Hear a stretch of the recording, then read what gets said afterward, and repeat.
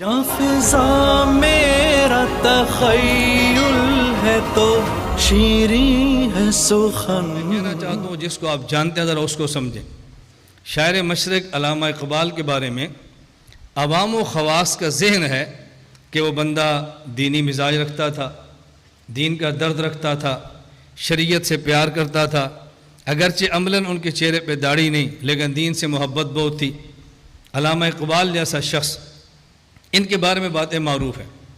علامہ اقبال کی دو باتیں میں صرف سناتا ہوں علماء سے عقیدت کے حوالے سے.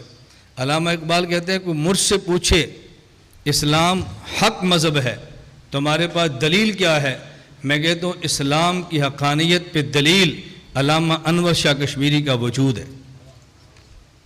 اسلام حق مذہب نہ ہوتا علامہ کشمیری کبھی مسلمان نہ ہوتا. یہ دلائل کی دنیا کا بے تاج بادشاہ ہے. اس شخص کا مسلمان ہونا اس بات کی دلیل اسلام مذہب پر حق ہے. یہ علامہ انور شاہ کشمیری کون تھے؟ دارالعلوم دیوبند کے شیخ الحدیث شیخ الہند مولانا محمود حسن دیوبندی کے مایہ ناز شاگرد. اتنا بڑا متقی بھی اور نیک شخص اور حافظہ، جو کتاب آنکھوں سے گزر گئی وہ پھر دماغ سے کبھی نکلتی نہیں تھی.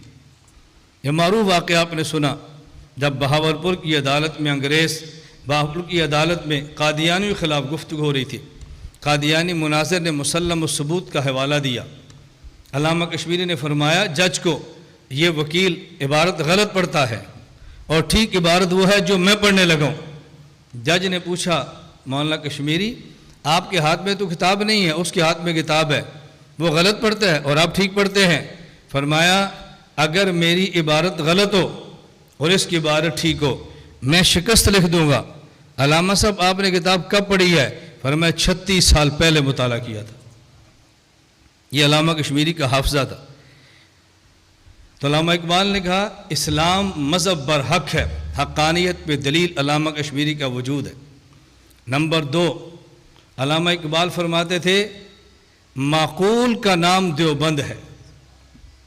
معقول کا نام دیوبند ہے.